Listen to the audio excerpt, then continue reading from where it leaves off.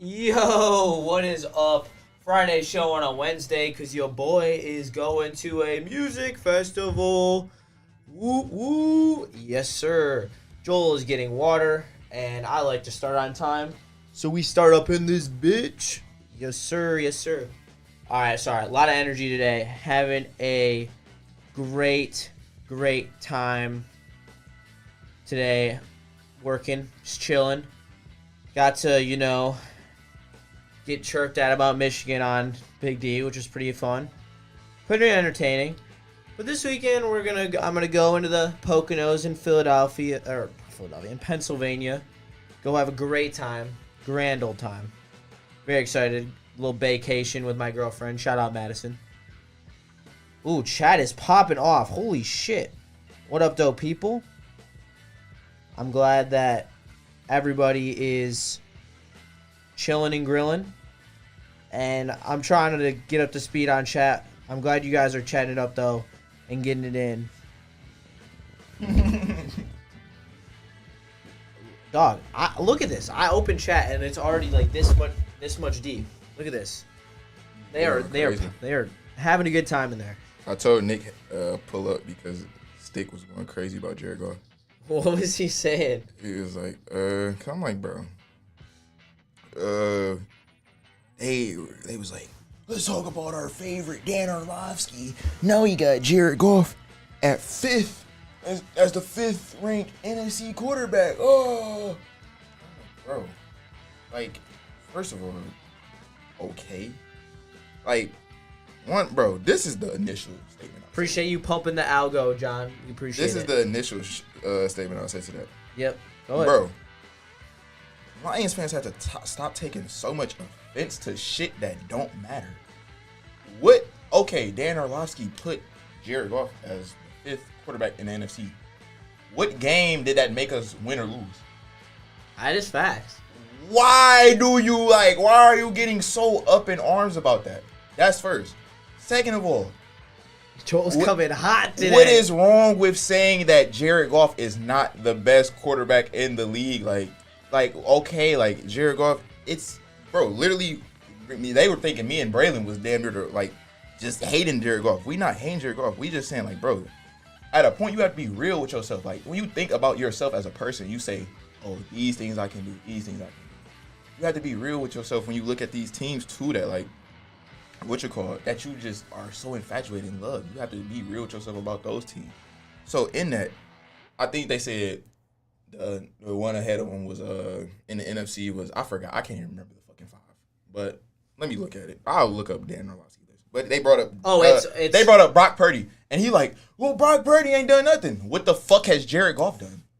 That's the main thing I get at, bro. I mean, they both been to the Super Bowl. I mean, they are almost exactly the same. That's why I'm like, bro, the shit that y'all try to knock other quarterbacks for saying Jared Goff should be above them, you can knock Jared Goff the same way you just knocked that quarterback.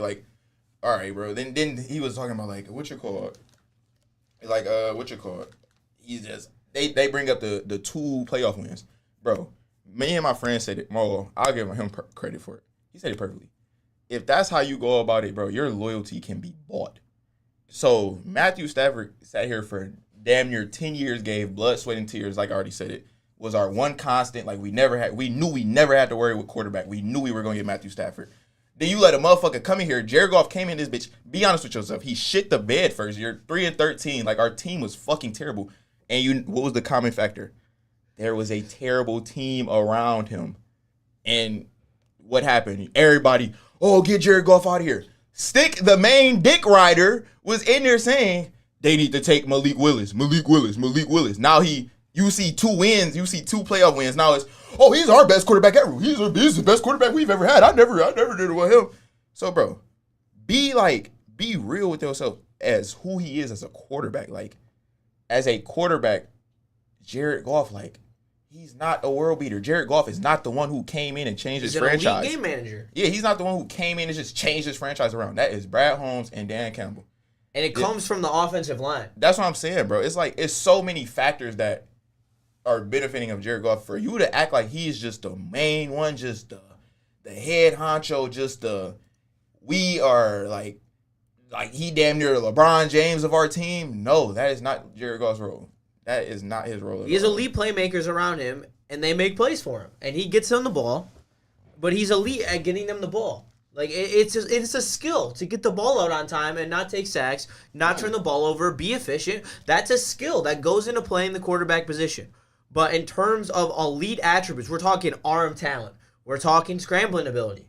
Those are attributes he does not have. No, yeah. Because it's let's not compare him to Mahomes per se. Let's bump him down to what I call. I don't even put anybody exactly. in Mahomes. No, I don't either. That's the elite tier, and then we got right below it. We got guys like Lamar, Josh Allen, Joe Burrow, and that's what I get at. So would you put? No, he's not there. He is not there. He's not there. Unfortunately, I'd love for him to be there. I'd love to sit here and tell you that. So what's that? You just named Patrick Mahomes, Joe Burrow, Lamar, Josh Allen.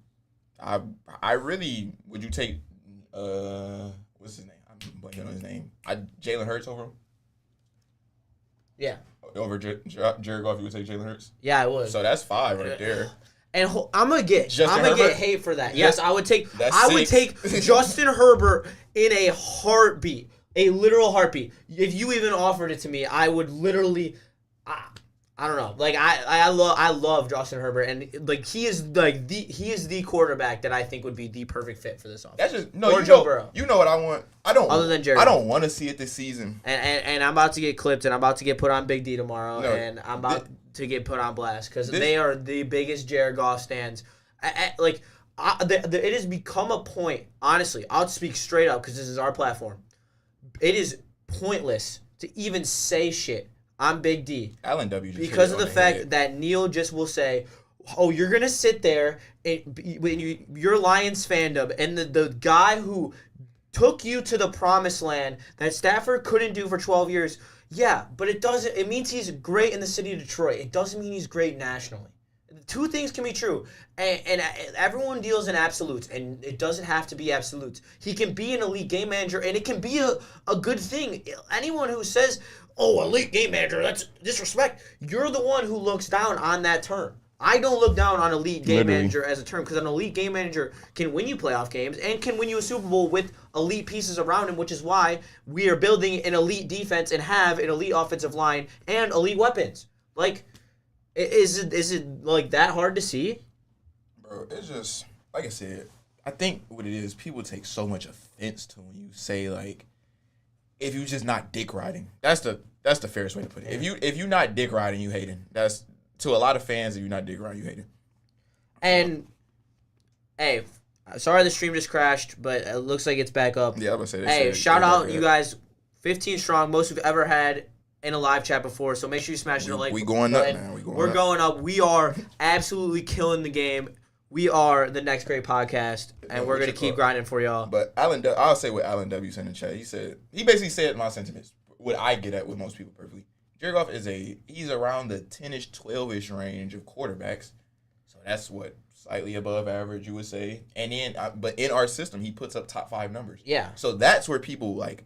I guess that's because our system is the system that he's in is a top 3 system in the NFL, and it's fine. Like there's no shot at that. I love Goff. Goff is amazing. That's what I'm saying. Yeah. Like, and Allen W brings up Justin Stan Hurts that has all pro weapons and a top 2 offensive line too.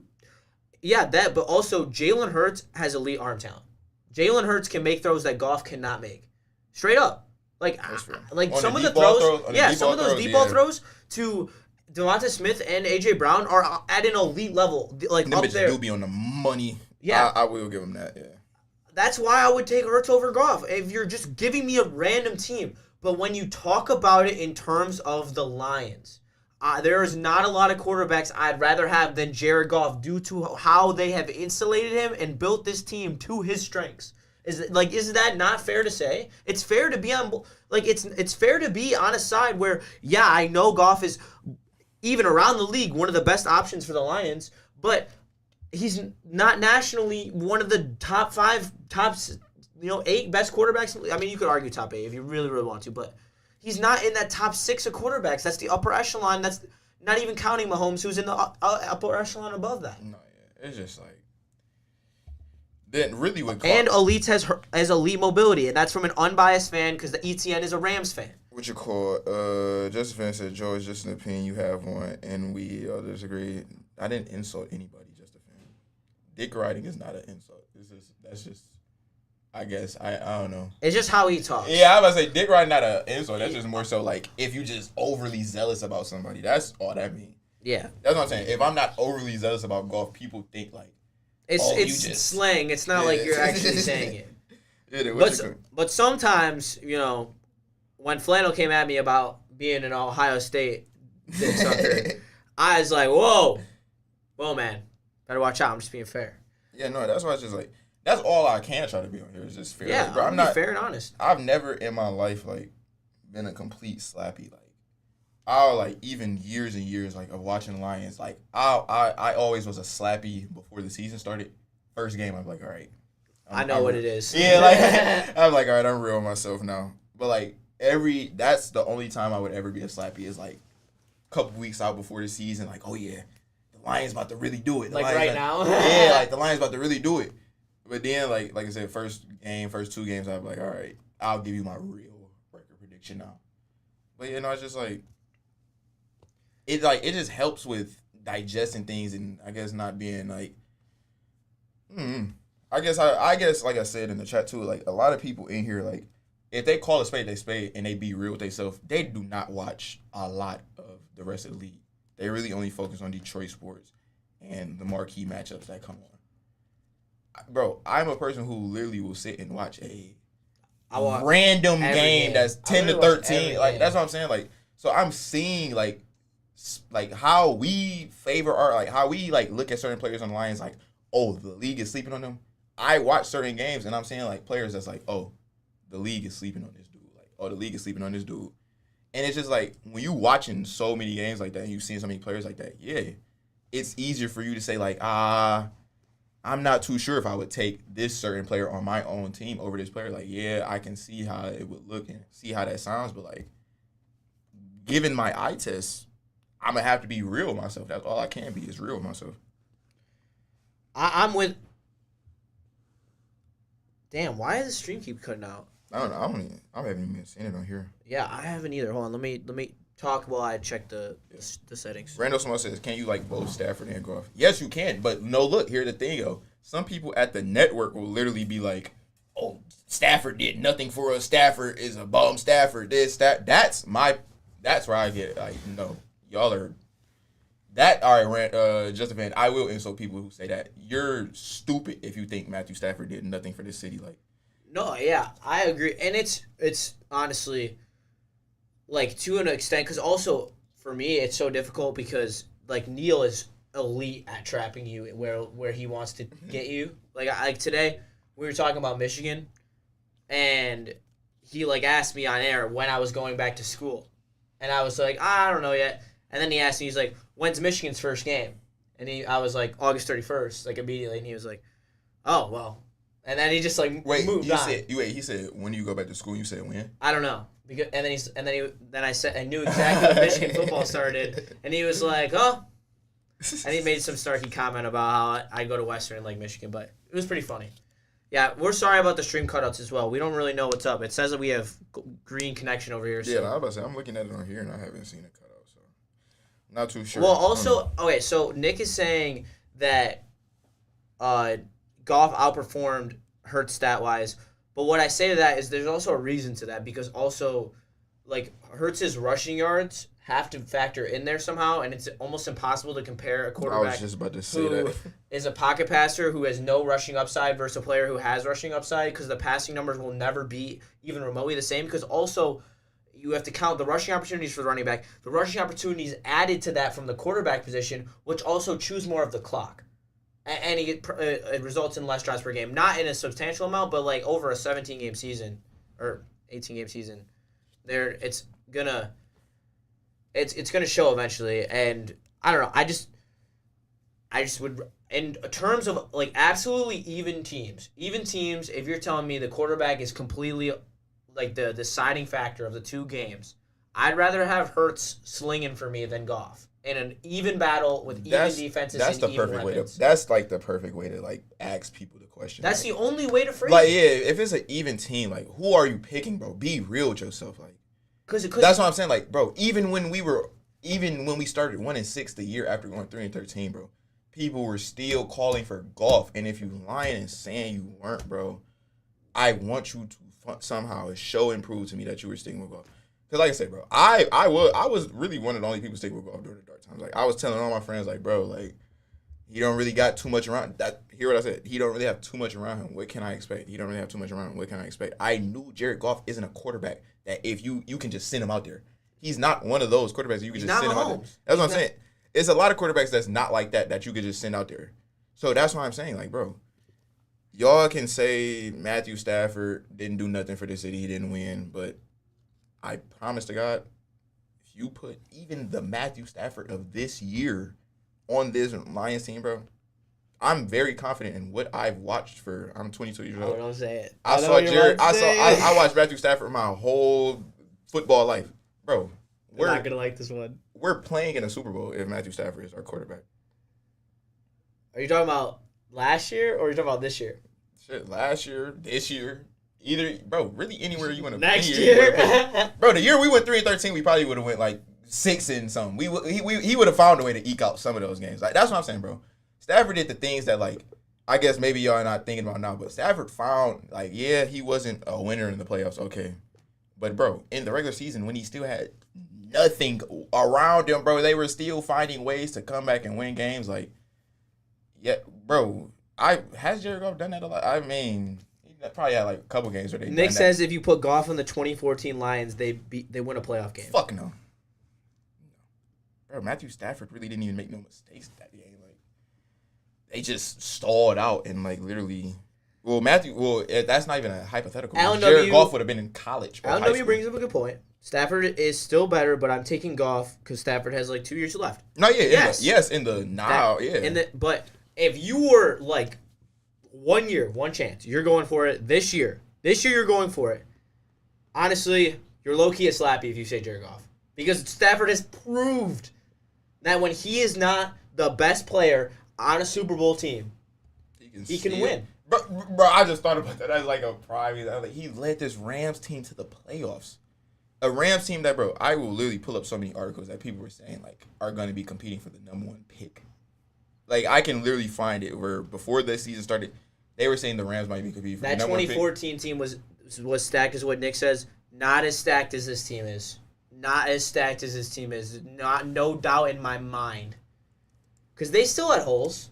Like, they still had holes. They might have had great players, but they had ones. Glover Quinn was their only good safety. Quandre wasn't even. If he was, he wasn't good. Yeah, he wasn't good yet. If he was there, you had Darius Slay and no one else. The other corners were trash. Your linebacker was Steven Tulloch. Yeah. Like, cool, awesome.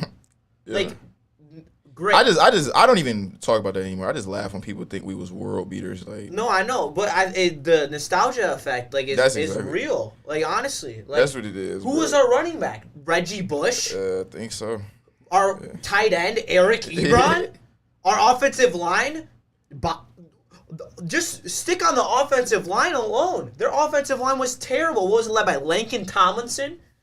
Bro, I'm literally trying to pull it up right now, just for like a comparison for people. Cause like this is crazy. Like straight up, like I don't know. Oh, I'm trying to find like where they were ranked, but they were like ranked top 10. That's where people talk about their defense being this. I already said this before in the show. Bush and Joink Bell. Yeah. Yeah. That's why. Great. Stack! That was Stack! That's Gibbs and my team! They're so good! Oh my god! Joink Bell and Reggie Bush, are you serious? DeAndre Levy, man, and Steven Tulloch, that might be comparable to Fred Warner and Drake Greenlaw. I don't know. Who you taking? I think I might have to take Levy and Tulloch, man. Levy and Tulloch, they like that. They so nice. They so nice. Richard Carr, bro. I was watching, bro. I'll put it like this. When I was watching those games, that 2014 season, I still, like... They're saying we're disrespecting that defense. Bro, I already said it, bro. They were a top 10 ranked rush defense. Like, rush. When it came to passing, though, with what you gonna need to do to really like when you're gonna have to hunker down and win a game and stop the pass. Why do you think we lost to the Cowboys? They started airing us out. Tony Romo started airing us out. Like we couldn't stop the pass. The two other ones. Who? They said ahead of boy. Like, bro, that's what I'm saying. Like, bro, be real with yourselves. Like, bro. Like, at least you know who Terry Arnold is. You know who Ennis Rakestraw is. It's not even about knowing who they are, bro. I know. These are players who were good players, but y'all acting like they were just like we were expected to win because James Ahedebo and Rasheed Mathis was on our team, bro. They were third in points against. Is that like as in like third worst or third best? I guess he's saying third best. What you call it? Oh shit! Bro. I'm looking at the games we played, bro. All right, so lost to the Panthers. Goff is clutch, but I'd argue that Stafford is clutcher. Yeah, he definitely is. That's not Stafford. That's what stats like that, bro. Like if you going to tell yourself that if you gonna say Goff is clutcher than Stafford, that's what I'm saying. Like shit like that shows me like, bro. Okay. Like I don't even have the answer to that. Like okay, bro. I'll just keep it at that. Second in total yards against. Bro, I'm literally trying to find. Those stats don't even make sense. Third in points against and 22nd in points for. What? I was about to say. But hey, you know what? Y'all hate on flannel so much. What's with all this stat pulling up? I can just tell straight up on the eye test that I know that this 2024 Lions team will be better than that team. No, they definitely will. They were You guys forget how Calvin Johnson dependent they were. Like for real.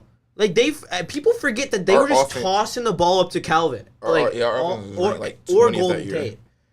Yeah. Stafford with like 40 pass attempts per game on the minimum. Like when that was on the high side of the NFL. Yeah, like we're kind of forgetting a little bit what that era was like. That's exactly what I'm saying. Like, bro, that 11-5 season, like, I never really like, bro, like that last game. I remember vividly we played the Packers last game, and I think it was to like, I think that would have been like to either win the division or I don't think it was. Yeah, I think it was to win the division, and I knew whole time like we're not gonna win this game. Like, I'm like, hold on, I'm sorry to interrupt you. What? Do you think that 2014 was Super Bowl caliber? That's literally what I was just getting at. Like I just said it. I'm like, bro, when we went in to play the Packers, I'm like, bro, we're not winning this game. Yeah, I don't know about that. I can't even tell you that my 12-year-old optimistic mind was thinking that we were gonna win the Super Bowl that year. No. And Alan W, I didn't mean to be like misreading your stats to fill my point, but what we were talking about just like it helped my argument. So my bad, dog. But from that, Justin, my question, who was calling the plays at the time they underutilized everyone? What you mean who was calling the plays when they Who was calling the plays for the Lions in 2014? Shit, was it Jim Bob Cooter or Jim Caldwell? I mean, that's fair. I'd say the coaching wasn't there, but yeah. I mean, we're only talking about the players though. Like we're not talking about the system that they were in. That team did not have a good enough offensive line to be Super Bowl caliber. That's what I get at when I talk about the Lions every time, bro. Like who won the Super Bowl in 2014? I think it was the Seahawks. Okay, so let's backtrack for a second. You played the Seahawks, okay, in the playoffs, right? Yeah. It was the Seahawks. Yeah. Their D line was pretty good. We would have got murked by the Seahawks. We would have been. Yeah, that's what I was. We would have been murked straight up. Who else? I'm about to just look up the whole playoff bracket. Yeah, please do. And then we're gonna start talking about the edge rushers that would have absolutely annihilated this offensive line. Like that offensive line. I don't care you could put Dan Campbell coaching that team. With how bad that offensive line was, that wouldn't even matter. Like straight up, that offensive line was terrible. And no one has said in here, and I'll keep it polite. No one has said it in here that offensive line is worth a damn. Straight up. None of you has said anything about when I said bring up the offensive line. It's about, All right, so you ready for the NFC? You defended the defense, now defend the offensive line. That defense, fine. You can have the defense was solid. Maybe top, 8 in the league that year. But the Lions were not beating any of these teams this year in the playoffs, in the NFC side. So we lost to the Cowboys. Then I think if I remember correctly, if we would have won, we would have went and played the Packers or the Seahawks. So we got murked by the Packers that year. Yeah, I was about to say we used to always get killed by the Packers. So we would have been at in the Lambeau. Packers. Yeah, we would have no, lost we're that not game. winning that. We would have had to go to Seattle. We might have lost that by 40. Yeah. That's prime Seattle, people. That's what I'm saying. Prime. Like, this team was not Super Bowl caliber. And on the other side, you had the Patriots and the Broncos as the top 2 seeds. You weren't beating either of those teams in the Super Bowl. You weren't beating the Ravens in the Super Bowl with Joe Flacco. Not even getting to them, bro. Weren't beating still in the NFC. You had a good Cardinals team that had Larry Fitzgerald, good defense. Carson Palmer. Had the Panthers right there. I think that wasn't 2014 wasn't Cam Newton. That was 2016 where he won the MVP. But still, 2014 Cam Newton was still going crazy. So that's why I was like, bro. John, I hate to do this to you, but if you bring it up PFF, you've already lost. Straight up. Those are made up stats on the low key. I will respect them sometimes, but in the case of my argument for right now, PFF is a made up stat. No, yeah, bro. PFF. I think they were showing some where like PFF I think either teams can play PFF or they do have to pay PFF each year to get their stats and shit. And, I also PFF don't know. is also created by Chris Collinsworth, bro. I don't know how you rank PFF stats though, O-line. How do you rank O-line stats? I just know on the eye test, their O-line just wasn't that good. And also. No, you want to know how we can look up? Matthew Stafford avoided so many sacks that year by just being elusive and making plays on his feet. That was an underrated part of Stafford's game in Detroit. I'm gonna look up. I don't know where you should look, John. I don't know where to look up offensive line stats, but I do know who was let me just look up the names.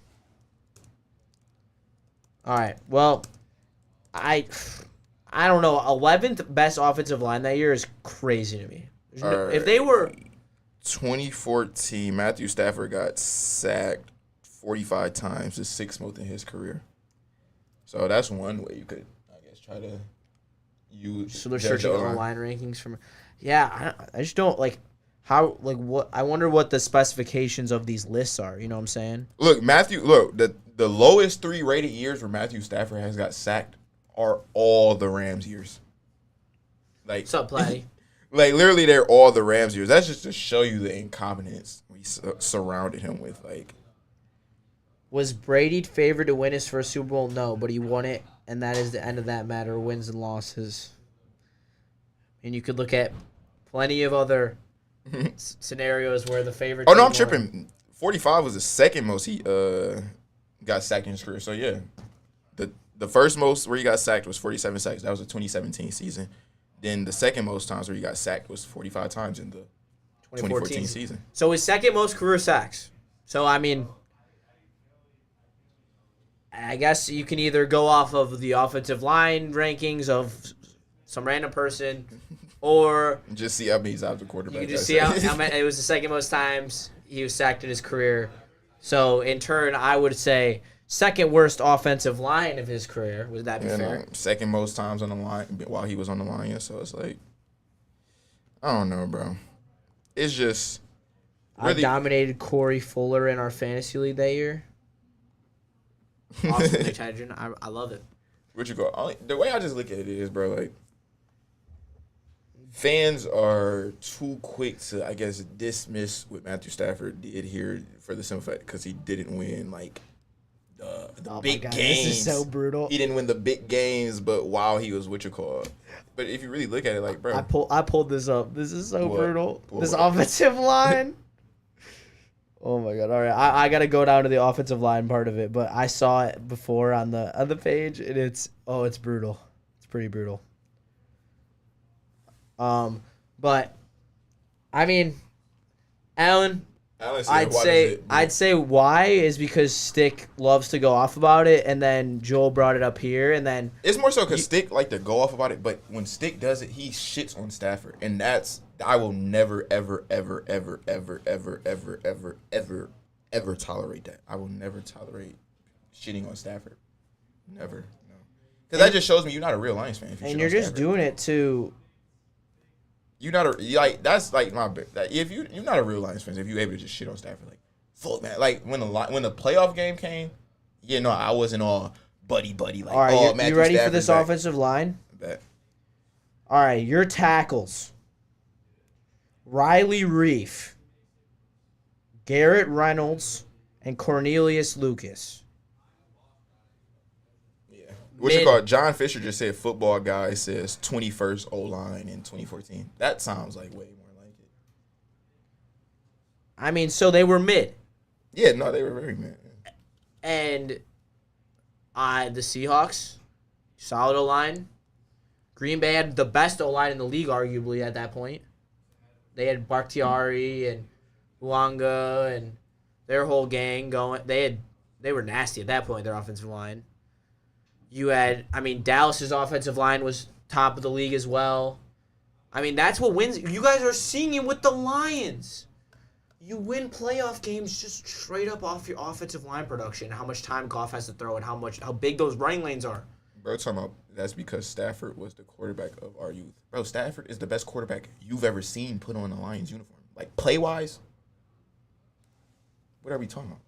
Stafford never had a team as good as Goff. That's what I'm like, bro. Can y'all just acknowledge that? That's literally all we tried to do to get. We probably wouldn't even went on this long if y'all would have just simply acknowledged that simple fact. That's honestly where this all came from. Yeah. And just, everyone's just we're just talking about it. We're a chat-driven show here. No, literally. I was about to say, we wanted to show you that. Whatever you guys want to talk about, that's what we're going to talk about. So if you guys want the topic changed, oh, my bad. If you guys want the topic changed, then change the topic. Say something else in chat. We'll change the topic. We got 10 more minutes that we'll talk whatever you guys want. If you guys want to talk about, Russian roulette or, the Olympics, breakdance competition in the Olympics, figure skating, track and field, gymnastics, whatever you want to talk about. Underwater basket weaving. No, ETN just hit it on the head. I said it, and I tried to say it to Stick on the show, but he just talks over me. Like, he doesn't. That's another thing. Stick don't want to listen. Like, that's the number one sign of a person, to me, that's always wrong. If you don't ever want to just listen, like, if you don't ever want to take the time to just listen to what the other person is saying, I can't really debate you. But ETN said he act like Goff is rallying the 0-16 Lions. Yes, bro. He act like Goff walked into. Matter of fact, bro, I would see if Goff took that same 3 when he went 3-13, and that was the same exact team he used, and then we went 12-5. Then I'm like, oh yeah, Jared Goff is the best quarterback we've ever seen. Like, he's our savior. He's him. Yeah. But he came in with similar teams that Stafford has had damn near his whole career. Went 3-13. Got a better team than Stafford has ever had his whole career on the Lions.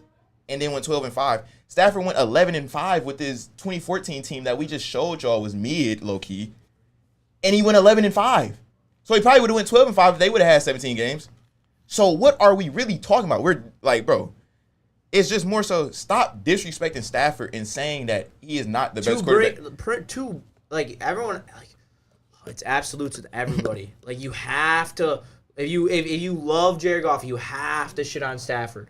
Or if you love Stafford still, then you're a Jared Goff hater. Straight up. Like, there's no other way to look at it. And that's especially true on this network. Yeah, no, it's just Joe Burrow is who Stick thinks Jared Goff is. Yes.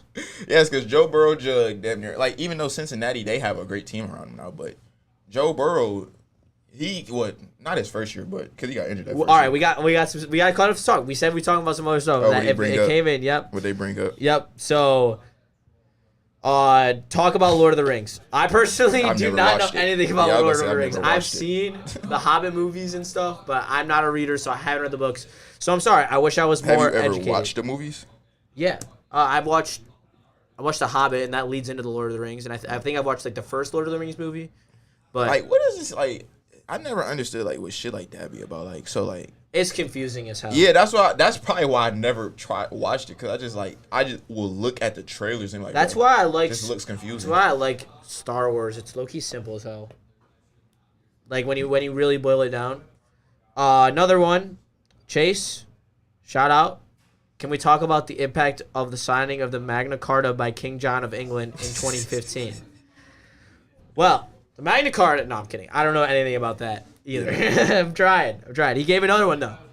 Or how the archer fish can shot an accurate squirt up to 2 meters of water to knock insects off branches to consume them. See, that's pretty cool. What animal? What's your favorite animal? Wait, he said, what can squirt? All I heard was squirt, and I just stopped listening. Or how the archer fish can shoot an accurate squirt up to 2 meters out of water and not insects. No, that's actually crazy. I've never even heard of that. Mike, possibly. It depends on how quickly I can get ready for my music festival, but I'd say there's a good shot. Alan W said, honestly, I think Easy is part of the reason why the chat is like this. He might be. No, I low key. He's got his chat in an absolute bind. What you call it? Like every day he hasn't been a bind. I gotta say this to Just a Fan. Joel, you think you are right and Stick is wrong, so you are dug in and Stick. No, I didn't. I'm saying I said Stick is wrong for the fact of thinking golf is dragging this team from the depths of hell. Am I wrong to say that? That he's not dragging this team from the depths of hell? Yeah. Okay, so that's why I'm like, I think Just a Fan, you may not be listening to me. Maybe you one of those people. I had this conversation. That 3-13 team had some glimpses. Like people do not understand when you're 0-16, like you have nothing. You literally have no talent. Like the 3-13 team still had Penny Sewell, right? Yeah. Yeah. Penny Sewell, Amon-Ra St. Brown. He was showing flashes his rookie year. It was bright spots. Shit. Was Jamal on that team? DeAndre Swift showed some flashes at that point. Everyone was ready to annoy Swift. What you guys are ready to annoy Gibbs. Like, Taylor Decker was there. There was decent pieces, places. It wasn't enough. They said they want to hear more about your hockey career. All right. So, I currently play college hockey at Western Michigan. How about go from the start? Oh, from the start? Okay. Well, I started playing hockey when I was 4 years old. I then played my first organized hockey when I was 6 at Troy Sports Center. Shout out. I was a Troy Shark. Then the Troy Sharks led me to the Troy USA hockey team. Don't know why we chose that, but it was pretty dope, I guess. Then I started playing travel. I played for Little Caesars to start off my travel career. Then I went to Orchard Lake Warriors, to the Detroit Stars. Then I played for CompuWare, Orchard Lake United, Victory Honda. That was when I started playing AAA. Victory Honda, Meyer, Oakland Junior Grizzlies, and then back to Little Caesars for my last year of U18 AAA. I did get drafted to play juniors in the 3rd round of the NA3HL draft. I elected to not go because I wanted to stay in high school and finish out that and hopefully become a little bigger, which did not happen by the time I turned 18, where I decided that I was going to go to college because I did not see a future in hockey any longer in terms of past playing college. So I decided to go to Syracuse to achieve my journalism career. And I then got super depressed because of COVID. Transferred to Western Michigan, where I was the president and honestly ran the entire team pretty much with the help of my general manager. And I stepped down last year because my team was low-key a bunch of assholes, and me and the people who I actually enjoy playing with are going from the D1 club team to the D3 club team, where it is less time-consuming, where I can still achieve my dreams at Woodward Sports. Now he gave us the rundown. There you go. That's the full rundown of my hockey career. I also, when I was 14 and 15, I did think there was a career in hockey, like in some form for me. It kind of changed over the 16, 17 year. That's really the year where the kids start to actually build into themselves. I just never gained any weight, grew any type of height. But in my U14 and my U15 year, I was top 10 and top 6 in points in the country whole country. Nice. So I was pretty good at some point in my life. But yeah, I've played against. There's now multiple NHL players that I've played against, and like at least 6 guys on the current University of Michigan D1 NCAA team I also played against. So I have a pretty tenured career in hockey. Nice. What you call it? That's I was just telling him in there. That's damn near how it is. Like just being from Detroit. Like I'm like, bro, MHSAA needs to change the rule where high school can't play a national schedule because it is fucking over so many Michigan athletes, bro. Because they don't even get like recognized as being Michigan athletes because they had to end up going to a different school like so early in their high school career, like Devin Booker, Kyle Kuzma, Miles Bridges, like all these players, like Miles Bridges more so because he came back, but a lot of players, bro, you don't even remember that they are originally from Michigan or Detroit because like they had to leave in some way, shape, or form. So like I don't know how it is with high school hockey, but I would imagine high school hockey, like playing for your school, you can't go travel and play. Like you have to go. It depends on what school you go to. So how I'd say hockey is different in that regard is because the hockey players don't have to leave. Like Michigan and Minnesota are the 2 most elite youth hockey states in the country. So they don't have to leave. They can either go play AAA or they can play high school, which they will get discovered if they stay at their own high school. You can do that. It's been done. And it's only risen. High school hockey's only gotten better in Michigan. But if you're really trying to like go somewhere, you either, go to like a public school like, Livonia Stevenson or Heartland or Brighton, like those are the elite public schools. So you could go to like a school like that and go play like the school in a different state. Yeah, you can. Because you can't do that with basketball. And then, or you can go play for a team like Catholic Central, Brother Rice, and those are the other elite, or Country Day. Those are the other elite programs. Most people though who truly have, because let's cut the shit. Hockey is a sport that requires money. Like it is one of the most expensive sports to play because the equipment, almost everything is at least $100. Like my skates are like $500. Yeah. Like it's crazy.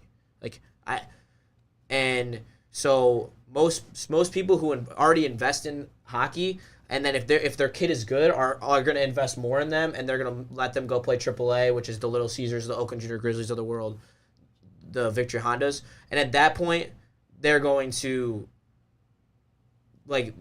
keep investing until like they kind of see the end, or they just want to just let their kid be happy and continue to play at a high level. But they already have the most, like it's a hard, and that's honestly why hockey isn't as popular in like the United States. I was just about to say that, yeah, like that really factored into a lot. Is just the accessibility, like into the popularity of a sport is the accessibility of it. Like look at like hockey and soccer, like bro. People aren't just upping playing soccer, and at least in the United States. And there aren't really. That's when it comes to accessibility, soccer in the United States. It's not many soccer teams in high schools. It's not many hockey teams in high school. So it's like, I don't know. You're not gonna really develop. You can't really. It's hard to develop a liking for a sport if you never really played it. Yeah, no, 100%. And yeah, that's what hockey struggles with popularity. But that's going to do it for us. We ran a little long, but Definitely. Have fun. Go enjoy your heavyweights. Yeah, I'm out for the next 2 days. I'll be at a music festival. Joel will probably be with Caleb tomorrow, and then he's bringing in a special guest on Friday, so stay tuned for that. He's pretty hyped about that. He was telling me about it. Thank you, and so much for the support. 100 subscribers. I'm getting chills thinking about it. You guys are the absolute best. Keep the chat jumping, bro. We are only getting started. We are only growing. I was going to say, we may sometimes disagree with y'all in the chat, but we actually love to... Yeah, it's a healthy. We just love talking sports with you. We love arguing with you. Enjoy the heavies. Have a great weekend. Have a great week, and I will see you on Monday or Tuesday. Yeah, I was about to say Tuesday. Oh yeah. Yeah. No Ying on Monday because I won't be here, and Joel has to go do a remote for Woodward. So no Ying on Monday, but we will be back to you on Tuesday. But we will do Thursday and Friday this week. So don't you worry about that. What you call it? Y'all have a good one, man. Stay blessed. Peace.